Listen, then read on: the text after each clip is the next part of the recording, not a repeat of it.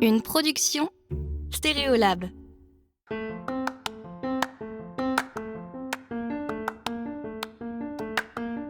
Quand on monte sur les genoux de son grand-père sur un tracteur à 3 ans, ça grave des choses assez profondément, on va dire.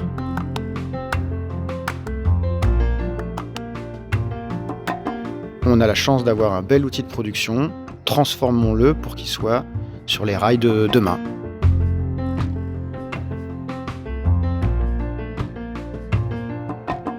Bonjour et bienvenue dans Travail Soigné, le podcast des gens qui aiment leur métier et qui en parlent bien.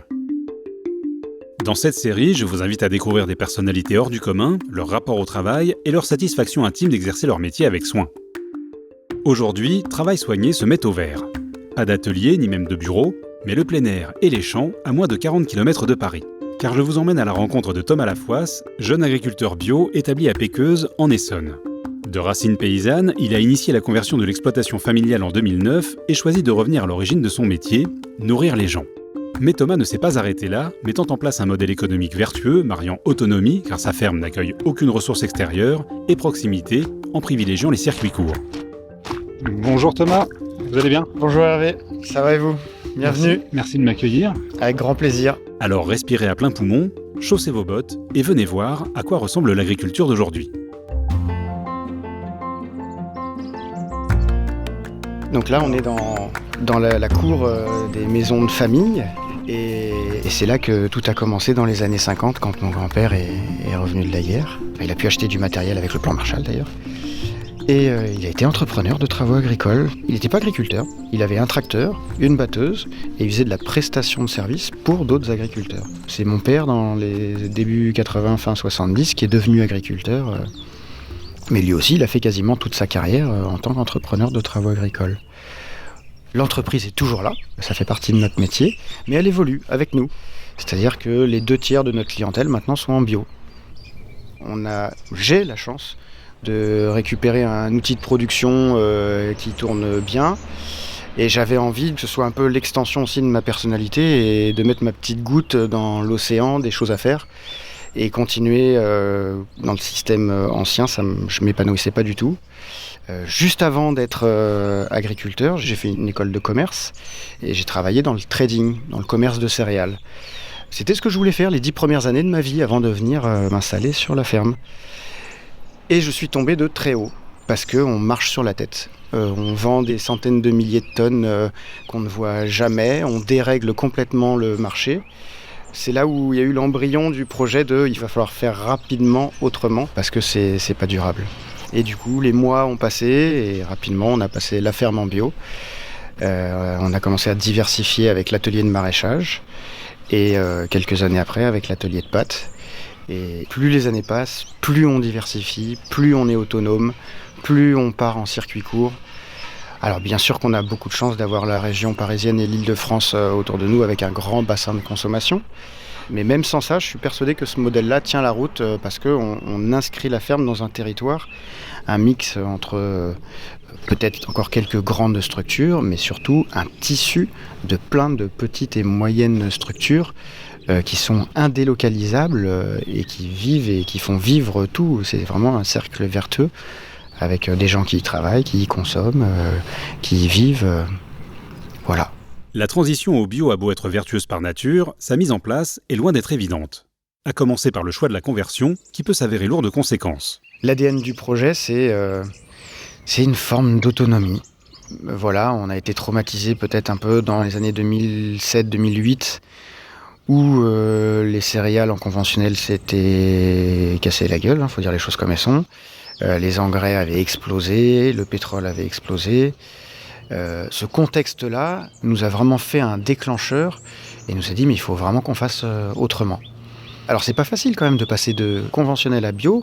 Quand on n'est pas dans la partie, on se dit c'est tout, il signe un papier, il arrête de mettre de la chimie, point. Mais le cheminement intellectuel pour prendre la décision et se dire qu'en une année, je vais peut-être foutre en l'air 30 années de boulot de mon père, il y a une forme de responsabilité qui pèse sur nos épaules. Il y a un risque économique, parce qu'il va falloir investir dans du nouveau matériel. On n'a aucune certitude sur notre capacité à produire et à donc réussir à sortir un revenu décent de cette partie-là, même si on a été très bien aidé par l'Europe et la région. Et puis il y a aussi le volet technique, où il a fallu aller voir des voisins, d'ailleurs qui nous ont beaucoup aidés. 2 voisins juste à côté de nous qui étaient déjà en bio. Et au final, c'est des super fermes, diversifiées, rentables, pareil, inscrites dans leur territoire, qui vendent tout en direct. Donc voilà, le fait d'avoir un modèle où je voyais que c'était quand même possible. Après, on se l'est approprié nous ici et on s'est dit voilà, on a la chance d'avoir un bel outil de production, transformons-le pour qu'il soit sur les rails de demain. La conversion d'une exploitation s'étale sur 3 ans. Dans l'année qui suit l'abandon des produits chimiques, la production est écoulée dans le circuit conventionnel. L'année suivante, les produits sont autorisés pour l'alimentation du bétail et enfin, la 3e année, les récoltes sont labellisées bio. L'abandon de la chimie représente des économies substantielles en termes de frais fixes, mais il entraîne également une baisse conséquente de rendement et des investissements en matériel spécifique. Par contre, en bio, clairement, on a moins de rendement. Pour donner un ordre d'idée, quand on est en conventionnel, nous, en tout cas, historiquement, on faisait en moyenne 8 tonnes et demie de blé à l'hectare. Depuis qu'on est en bio, on fait 4 tonnes et demie, 5 tonnes. Je me suis lancé dans le bio aussi en me disant que j'allais chercher la régularité. L'autonomie, mais la régularité. La régularité au niveau des prix, on l'a. Le marché est stable. Il n'y a pas de volatilité comparé au conventionnel où ça s'envole dans tous les sens. Et je me disais aussi au niveau du rendement qu'on allait avoir une forme de régularité, et c'était faux. Depuis cette dernière décennie, il y a des grosses variabilités climatiques qui font que on peut aller comme cette année de à peine 30 quintaux, donc 3 tonnes hectares en blé, et l'année dernière on était à 6 tonnes hectares. C'est du simple au double. Donc oui, la disparition des charges, ça a été clairement quelque chose de très positif auquel on ne s'attendait pas à ce point-là. Mais il y a quand même une vraie variable du rendement et donc du revenu de l'année. Après, on a aujourd'hui encore un soutien des pouvoirs publics. Et heureusement, il faut que je le dise, sans ça, je ne sais pas si on serait passé en bio. Et à l'époque, il n'y avait pas d'infrastructure, il n'y avait pas de coopérative, il n'y avait pas... Enfin, aujourd'hui, ça démarre tout juste, c'est encore petit. Donc, on avait l'obligation d'investir dans du matériel. Sans ce soutien des pouvoirs publics, il n'y avait rien. Devenu maraîcher, Thomas travaille au plus près de la terre et mesure quotidiennement les conséquences du dérèglement climatique, ce qui encourage ses efforts et nourrit sa réflexion pour un modèle raisonnable en la matière.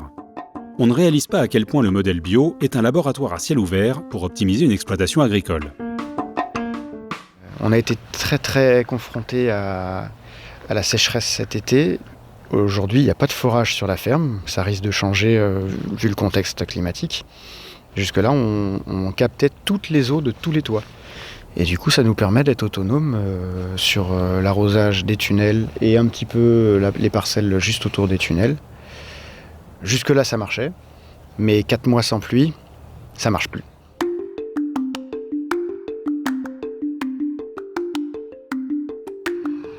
C'est peut-être un ressenti, mais j'avais l'impression que 2000-2010, il y avait moins de variables climatiques comme on a là. Alors aujourd'hui, je suis maraîcher, donc j'ai les mains beaucoup plus dans la terre et je suis peut-être encore plus connecté qu'avant où j'étais sur mon tracteur, mais quand même, tous les paysans, même céréaliers, sont connectés à leur terre et se rendent bien compte du climat. Et là, ces quelques dernières années, on a des années historiques. C'est-à-dire que chaque année, je suis plus crédible auprès de mes clients. Je leur dis, on n'a jamais vu ça. 2016, on n'a jamais vu ça. 2018, on n'a jamais vu ça. Mon grand-oncle, qui a 94 ans, qui était encore paysan il y a 2 ans de ça, il me dit qu'il n'a jamais vu ça. Donc il n'y a pas à tortiller, il y a quand même une modification. Alors est-ce que c'est un épiphénomène et c'est quelques années ? J'y crois pas. Je pense qu'il faut qu'on s'habitue à un vrai changement et donc avoir des pratiques le plus durables possible pour pallier à ce changement climatique, il faut dire le mot.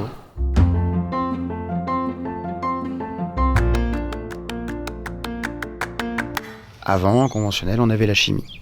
Donc, il y a une maladie, boum, on met un traitement qui va écraser la maladie. On n'analyse pas du tout les impacts qu'il va y avoir dans la vie du sol, sur la plante et surtout l'écosystème qu'il y a autour. Là, en bio, il y a une maladie, il faut se demander pourquoi. Il y a eu trop de fumier, il y a eu un insecte. C'est beaucoup plus technique et beaucoup plus enrichissant. La gestion agronomique de la bio, elle est passionnante. De La gestion des déchets, le compost, c'est historiquement un déchet. Ça va devenir une matière première de qualité. Aujourd'hui, on stimule les plantes avec les jus de compost. On appelle ça des thés de compost. Et dans ces thés de compost, il y a tous les éléments nutritifs qui avant partaient dans les champs, ça coulait, c'était perdu. Je récupère ce liquide-là et je l'épand sur les cultures. Ça m'évite d'acheter des granulés de fientes de poule qui viennent de Bretagne, quand bien même c'est pas très loin, mais ça me permet de diminuer mes achats d'intrants. C'est un exemple, mais le bio, ça ouvre les spectres de toutes ces techniques-là, et c'est infini. Et cependant, si les aides publiques à la conversion l'ont notamment encouragé à sauter le pas il y a 10 ans, Thomas estime qu'on est encore loin du compte pour changer de modèle à grande échelle. Par rapport à l'enjeu que cela représente, on est complètement dans la moins-disance. Dans la recherche, dans le soutien à la transition, à la conversion, à la diversification. Il y a des petites lignes d'aide à droite à gauche. Alors, en Ile-de-France, on est plus avantagé que dans d'autres régions. Mais c'est rien par rapport à ce qu'il y aurait besoin de faire pour vraiment changer le modèle et mettre à grande échelle quelque chose de positif.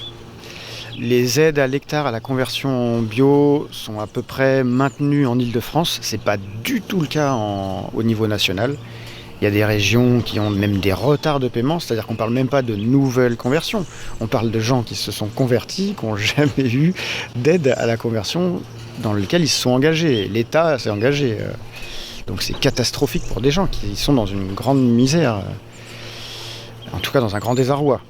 Et par contre, sur tout ce qui est l'aide à l'investissement, là ça devient beaucoup plus compliqué. Et c'est clairement pas à la mesure de l'enjeu de la transition. Dans l'optique de diversifier ses activités, Thomas a rapidement consacré une partie de ses terres au maraîchage, ce qui l'a conduit vers la vente en circuit court et les AMAP, Association pour le maintien d'une agriculture paysanne. Du coup, là, on arrive sur la partie maraîchage. Alors, le maraîchage à proprement dit, c'est 7 hectares de surface en légumes. Il y a 50 légumes, je dis 50, mais à grosso modo 50 légumes différents. Après, à l'intérieur de ça, il y a des variétés. Des espèces locales à proprement dit, il y en a très peu. Les quelques-unes que j'ai repérées, j'essaye de les faire. Il y a une proportion de variétés anciennes et variétés population et une proportion d'hybrides qui permettent de stabiliser, d'avoir une forme d'homogénéité dans la récolte.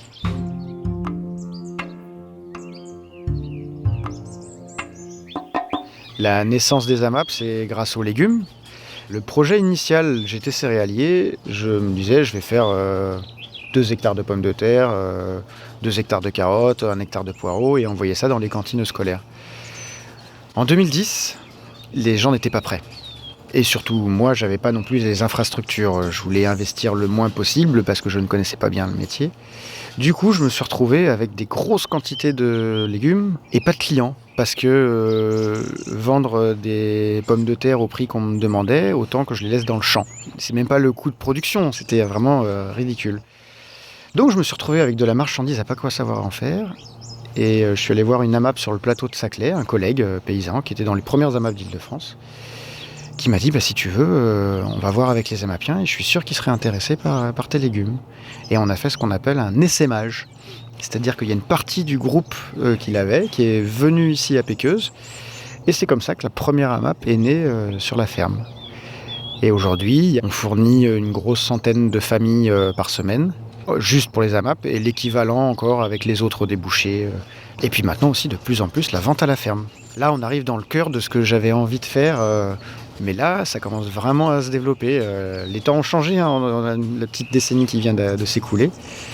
Et c'est, je pense, une vraie opportunité pour nous, comme pour les gens. La vente à la ferme, combien de fois je retourne dans le champ, il n'y a plus de salade, je leur fais 3 plaques de salade, les gens ils sont enchantés, et à juste titre. Quel débouché propose un produit qui vient d'être cueilli dans la minute? Je dis pas que c'est à chaque fois, mais c'est au moins dans la journée ou au max la veille. Thomas est convaincu de la viabilité économique d'un modèle bio, ancré localement, et ne manque pas d'idées ni d'énergie pour l'expérimenter, notamment en transformant lui-même ses récoltes. Par exemple, si la majorité de son blé est vendue aux meuniers locaux, une partie est réservée à la production de pâtes. Moi j'ai une conviction, je ne vais pas dire ce qu'il faut faire ou pas faire, je vais le faire.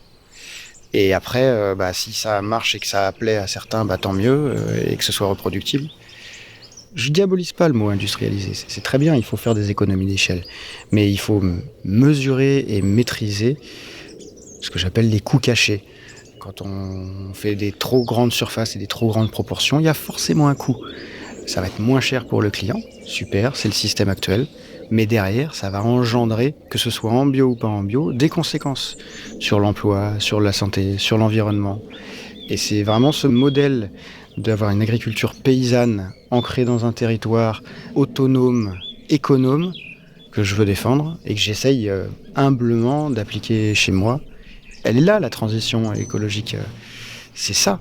Avoir le moins d'impact sur son environnement négatif et en sortir le plus possible. Et là, aujourd'hui, c'est l'agriculture. Mais demain, on fait ça sur l'ensemble de l'économie.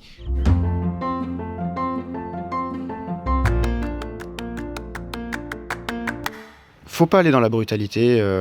Moi, mon chemin intellectuel et mon chemin tout court, il s'est fait petit à petit, d'année en année.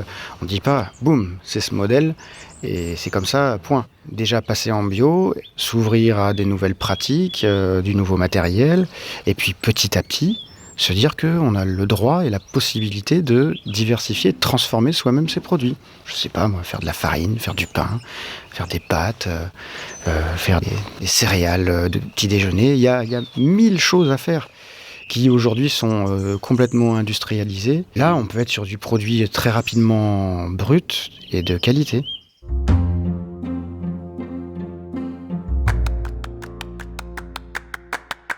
On transforme notre blé en pâte, les spécialités du petit Lafoisse. Donc j'ai fait pousser moi-même le blé, j'ai récolté moi-même le blé, j'ai trié moi-même le blé, je l'ai nettoyé, je l'ai emmené chez mon copain qui est à 4 km, qui est meunier, paysan, meunier, boulanger.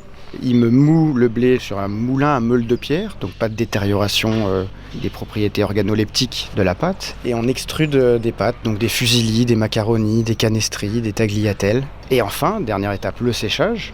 Là encore, on est sur un séchage à froid à 35, 36 ou 37 degrés. Du coup, il n'y a aucune détérioration du produit. Donc on est gustativement et au niveau santé, propriété organoleptique, de, je pense, très haute qualité. Ça reste quand même très artisanal, donc coûteux. C'est le vrai frein à la diversification, c'est qu'on n'a pas d'économie d'échelle. On fait des petites quantités. Un industriel des pâtes va sortir plusieurs dizaines de tonnes par jour. Nous, on fait 4 tonnes annuelles. Vous l'aurez compris, un agriculteur aujourd'hui est un vrai chef d'entreprise qui doit se montrer aussi polyvalent qu'imaginatif. Mais les quelques inconvénients que cela représente n'entament en rien l'enthousiasme de Thomas. C'est dans son ensemble qu'on commence à prendre du plaisir. Il y a peut-être quelques parties bureau qui sont vraiment pas sympas, mais produire des pâtes une fois de temps en temps, aller moissonner, récolter des carottes et planter je sais pas quels légumes, ça reste quand même super plaisant. Être au contact des gens, quel épanouissement de vendre son produit à des gens, leur donner dans les mains, leur dire un petit mot sur ce qui se passe. C'est quand même chouette. Non, on a un beau métier.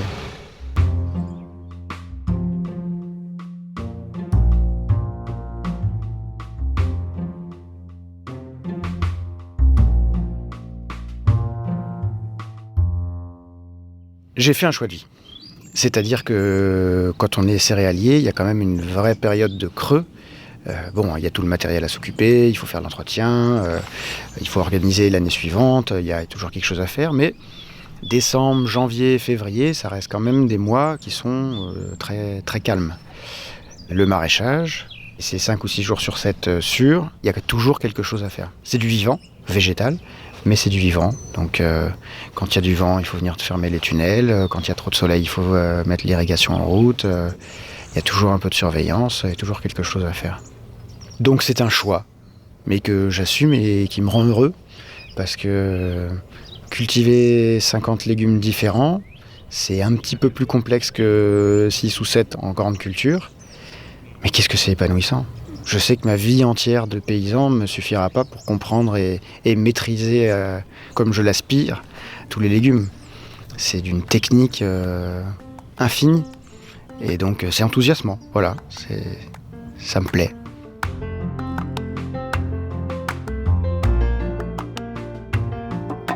Un grand merci à Thomas de m'avoir ouvert les portes de son exploitation. Si vous avez aimé cet épisode, montrez-le sur votre plateforme d'écoute préférée. Un abonnement, 5 étoiles et un commentaire, si votre application le permet, sont très importants pour qu'il puisse être découvert par d'autres auditeurs. Et surtout, parlez-en autour de vous.